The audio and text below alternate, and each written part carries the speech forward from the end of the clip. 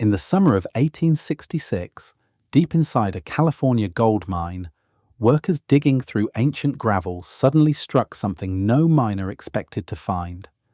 It wasn't gold, it wasn't stone, it was a human skull. Buried beneath nearly 130 feet of solid lava and gravel. If the discovery was genuine, everything scientists believed about the first humans in North America would have to be rewritten. But that was only the beginning, because one of America's most respected geologists examined the skull and publicly declared it authentic. By the mid-1850s, the initial euphoria of the California gold rush had begun to fade into a grinding industrial reality. The thousands of fortune seekers who had descended upon the Sierra Nevada foothills with simple tin pans and wooden cradles found themselves facing a rapidly depleting resource. The easy gold, the loose flakes and nuggets washed down by rivers over millennia into shallow stream beds, was largely gone. What remained of the state's immense wealth was locked deep within the earth, buried beneath ancient volcanic flows and thick layers of compacted gravel. To reach these hidden deposits, individual prospectors had to give way to heavily capitalized mining operations. The scale of extraction shifted dramatically. Mining was no longer a matter of wading into cold streams. It required reshaping the physical environment.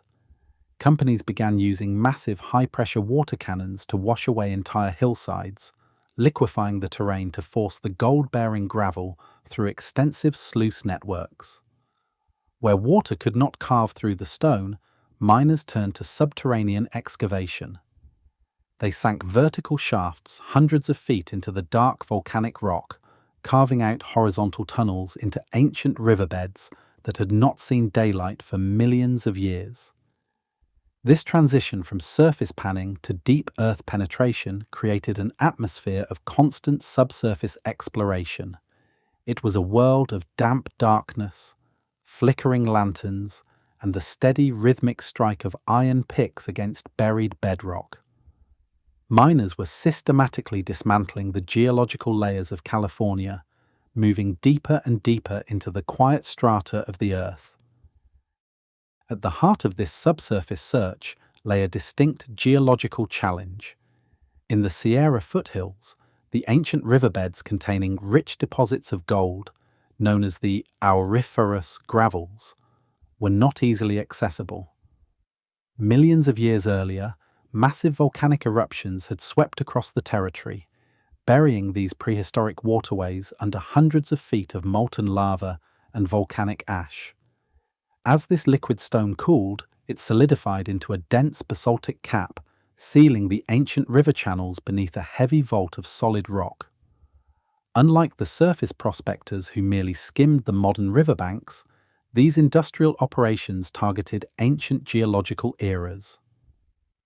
On the western slopes of Bald Hill, near the settlement of Angels Camp, geology dictated the terms of survival.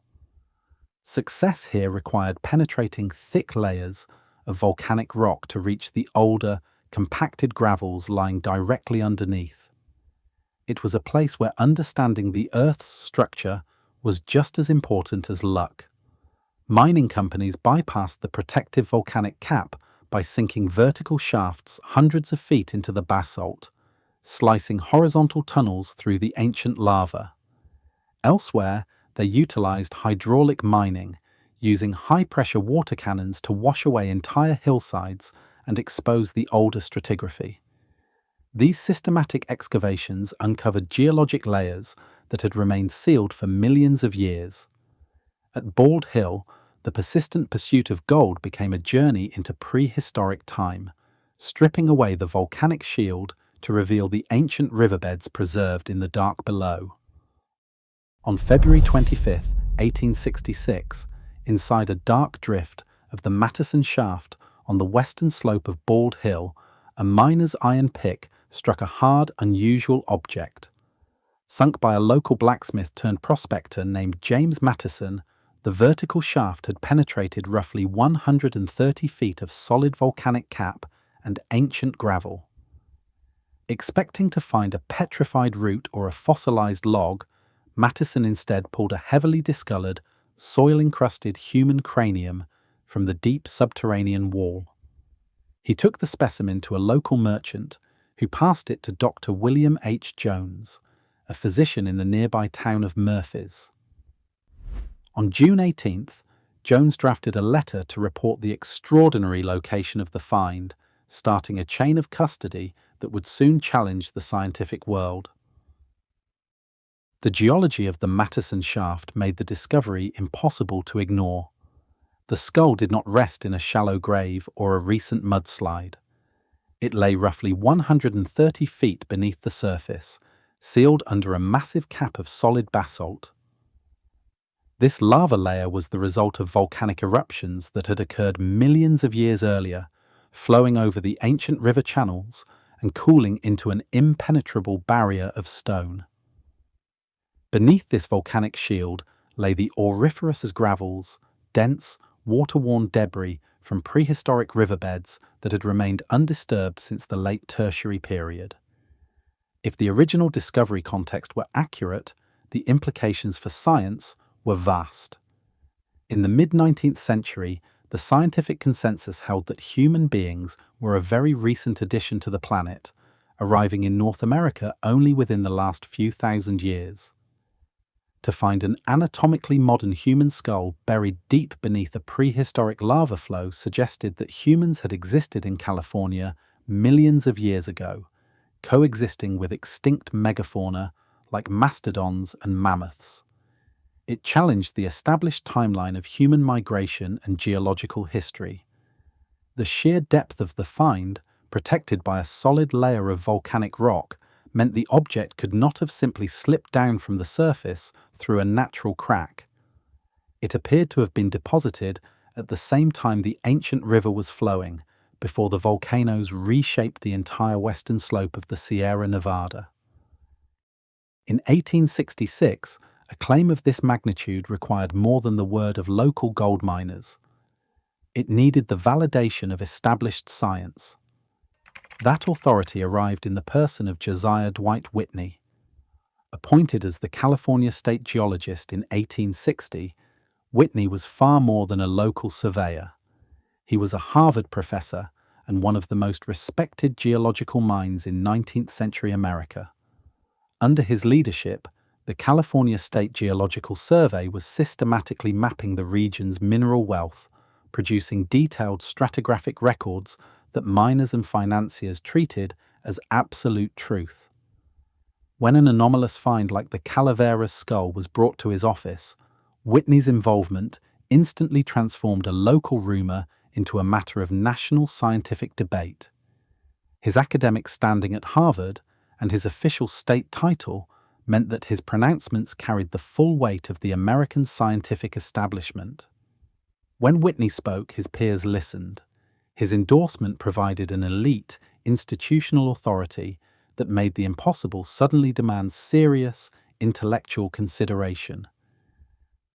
Whitney did not see a simple curiosity when he held the soil-crusted bone in his hands.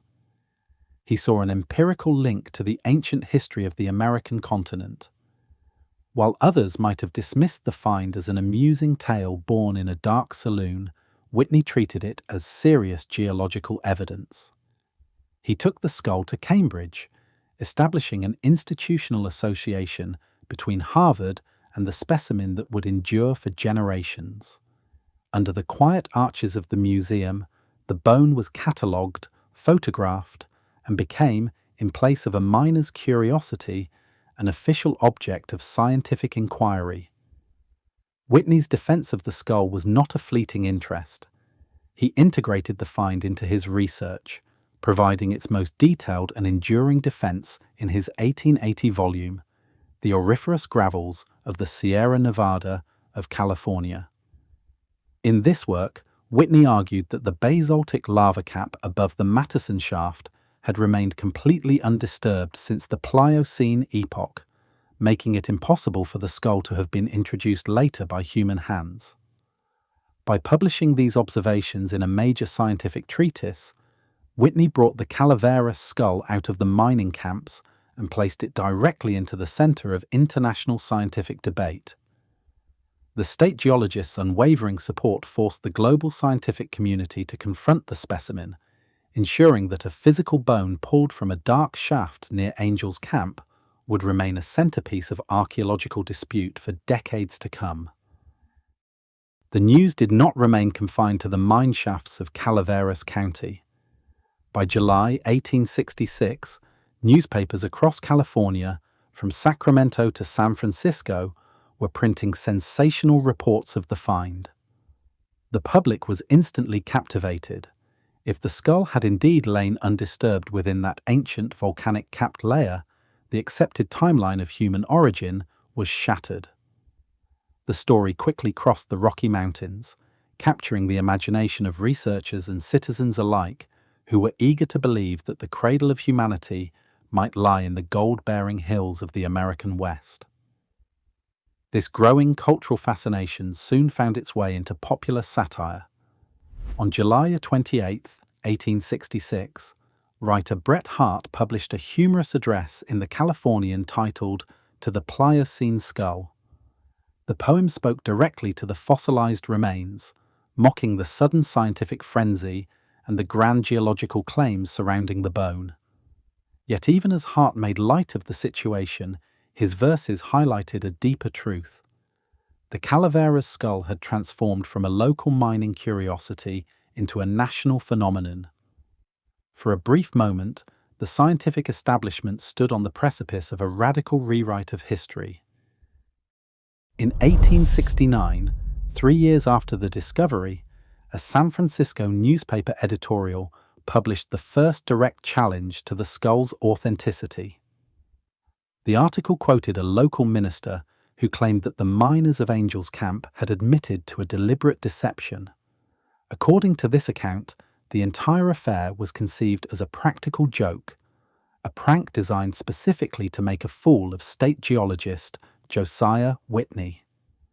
Whispers in Calaveras County pointed toward the mine owner, James Mattison, and a local merchant named John Scribner, suggesting they had quietly planted a modern skull into the deep shaft before Whitney's arrival. For the first time, the scientific world had to confront the possibility that their monumental proof of ancient humanity was nothing more than a saloon-born hoax. Even if the miners had not staged a deliberate prank, geologists began to notice physical discrepancies in the claim. The assumption that the basaltic lava cap was a flawless, impenetrable shield began to crack. Over millennia, tectonic activity and the weight of the mountain had created vertical fractures throughout Bald Hill. In 1899, William H. Holmes, an archaeologist and geologist with the Smithsonian Institution, launched a rigorous challenge to Whitney's conclusions.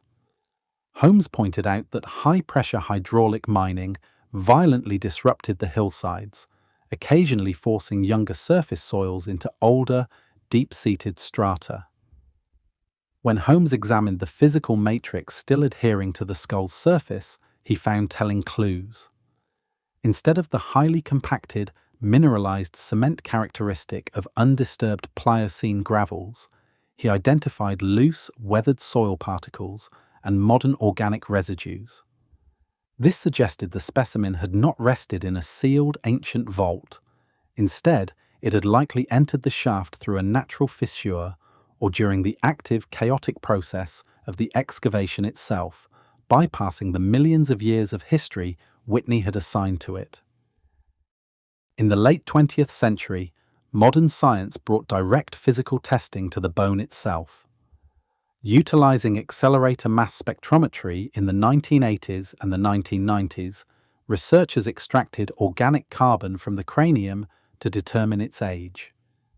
The radiocarbon measurements yielded a date of roughly 1,000 years before present, placing the individual firmly within the late Holocene.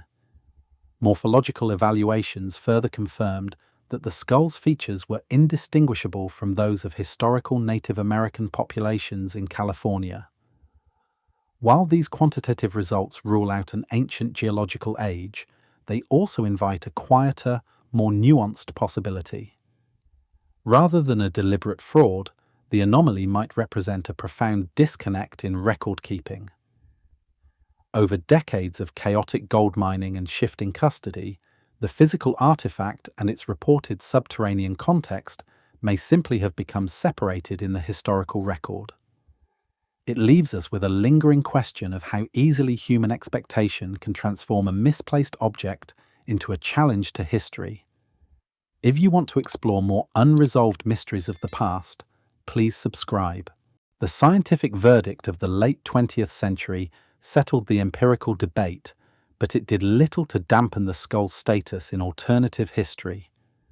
In the decades since, the Calaveras skull has found a permanent home in the canon of out-of-place artifacts.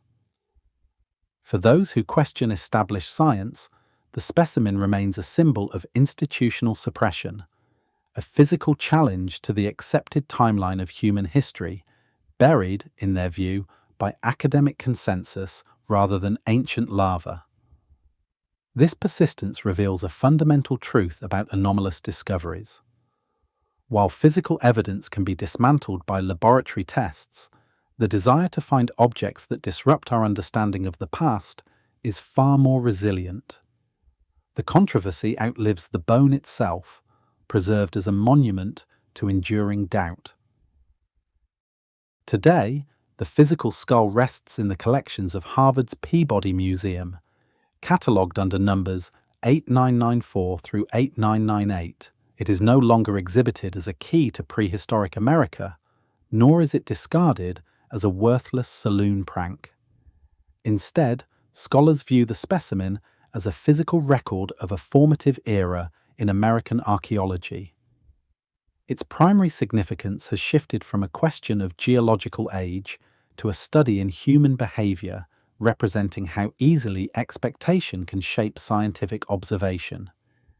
Anthropologists approach the bone with caution, recognizing that its true value lies not in what it reveals about the ancient past, but in what it exposes about the nature of evidence, reputation, and the fragile pursuit of historical certainty. The question today is no longer what lies beneath the volcanic rock of Bald Hill, but how easily our own biases can shape the truth. It remains a silent warning about the fragility of scientific certainty and how desperately we want the extraordinary to be real. What we choose to believe defines the history we write. Subscribe for more deep dives into history's greatest mysteries.